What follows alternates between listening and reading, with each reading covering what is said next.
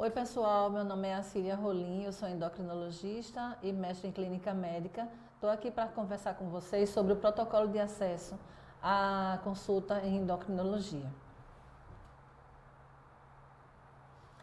Na verdade, o protocolo é destinado a subsidiar o processo de acesso à endocrinologia e é composto de duas coisas que vocês têm que ter em mente. O motivo do encaminhamento, que é importante, e a classificação de risco. Aqui os motivos de encaminhamento, a gente tem diabetes mellitus, hipertireoidismo, hipotireoidismo, bócio multinodular, a obesidade, as doenças osteometabólicas, os distúrbios de sistema reprodutivo, a hiperprolactinemia e os transgêneros. Então a gente vai agora discutir sobre cada um. Em relação ao diabetes mellitus, o que a gente quer que vocês, chamar a atenção de vocês é sobre quando é que você vai encaminhar para o endocrinologista as prioridades que você vai ter sobre o tema. Então, a primeira coisa a pensar é em relação à glicemia.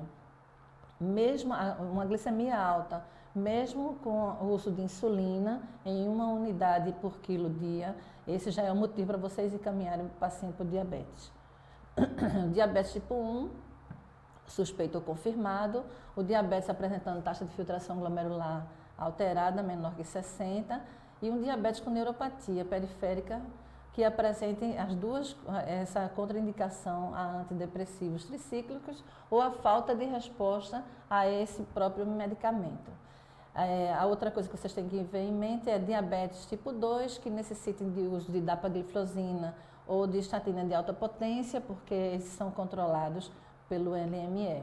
E os diabetes apresentando hipoglicemias, mesmo sem sintomas, ou quando apresentam 2 ou mais hipoglicemias abaixo de 70 e maior que 54, e uma só hipoglicemia menor que 54. Atenção, que sempre todos os pacientes que são da endocrinologia devem ser encaminhados para a nutrição. E encaminhar para urgência ou para emergência todos os pacientes suspeitos de cetacidose ou de coma hiperosmolar. E o paciente deverá ser reavaliado no mínimo a cada 6 meses pelos especialistas. Em relação ao hipertireoidismo, a gente tem que encaminhar o endocrinologista com as seguintes prioridades. Hipertireoidismo clínico, que é quando você tem o TSH diminuído, o T3 e o T4 livre ou total aumentados. No hipertireoidismo subclínico, que é quando você tem o TSH diminuído, mas o T3 e T4 ainda normais, e priorizar o ciclo gravídico puerperal. Em relação aos exames, deverá ser repetido, no caso do hipertireoidismo subclínico, de 1 a 3 meses depois que vocês fizeram o diagnóstico, para realmente definir o diagnóstico.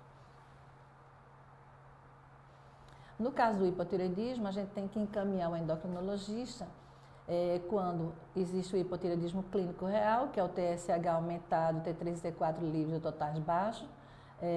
Quando o paciente estiver usando mais do que 2,5 microgramas por quilo dia de levotiroxina, mesmo sendo avaliado a adesão ou problemas que venham a levar às síndromes desabsortivas.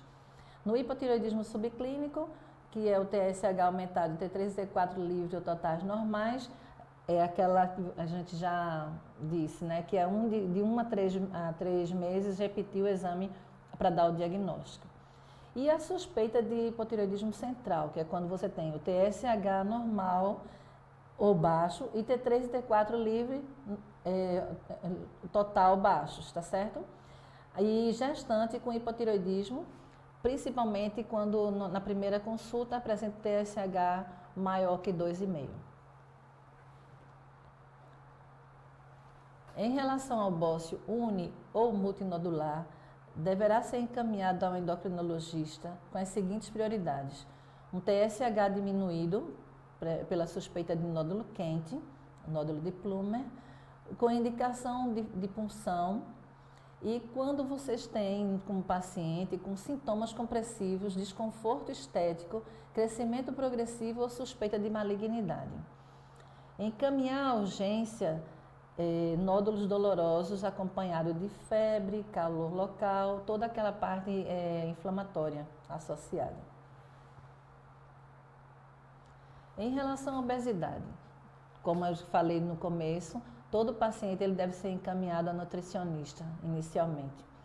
E em relação ao endocrinologista, são as seguintes prioridades: suspeita de obesidade secundária, índice de massa corpórea maior que 27, com comorbidades associadas, índice de massa corpórea maior que 30, refratário ao tratamento clínico na atenção básica, e quando os pacientes têm indicação de cirurgia bariátrica, que é quando você tem um paciente com índice de massa corpórea maior ou igual a 40, sem resposta ao tratamento, o índice de massa corpórea maior ou igual a 35 até 39 com comorbidades.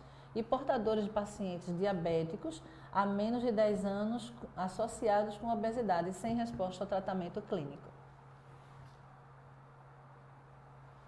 Em relação às doenças osteometabólicas, a gente deve encaminhar o endocrinologista com as seguintes prioridades: hipo ou hiperfosfatemia, hipovitaminose D sem resposta ao tratamento clínico, alteração do PTH, no caso seria hipo ou hiperparatireoidismo, a fosfatase alcalina alterada e calciúria alterada, das 24 horas. E com as seguintes condições clínicas também: se tiver nefrolitíase de repetição, se apresentar deformidades ósseas, osteoporose e histórias de fraturas espontâneas ou por trauma leve. E ainda, por último, o uso crônico de corticosteroide. Em relação aos distúrbios do sistema reprodutivo, a gente deve encaminhar o paciente ao endocrinologista nas seguintes condições: na suspeita de hipogonadismo ou doenças hipofisárias hipotalâmicas, em mulheres com irregularidade menstrual ou amenorreia com tempo de início, hiperandrogenismo e hirsutismo, em homens, ginecomastia, disfunção erétil e hipogonadismo. Sempre que vocês puderem, anexe os exames, principalmente os exames hormonais e a ultrassonografia.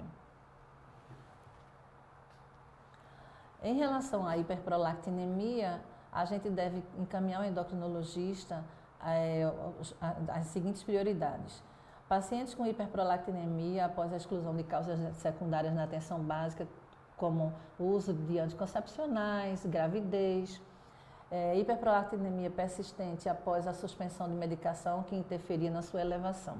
Essas são as duas condições básicas para o encaminhamento ao endocrinologista. E em relação ao encaminhamento à urgência neurológica, seria em casos de vocês terem certeza da prolactina alta, paciente apresentando cefaleia intensa e alteração visual abrupta.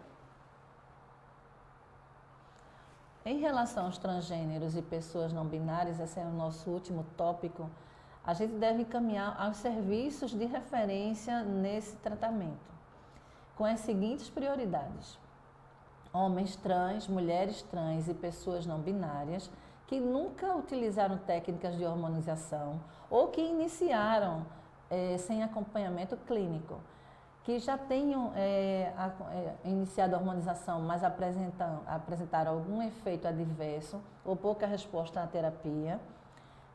Em caso de homens trans, pouca masculinização, hematócrito maior que 50, surgimento ou piora da apneia do sono e alteração da função hepática.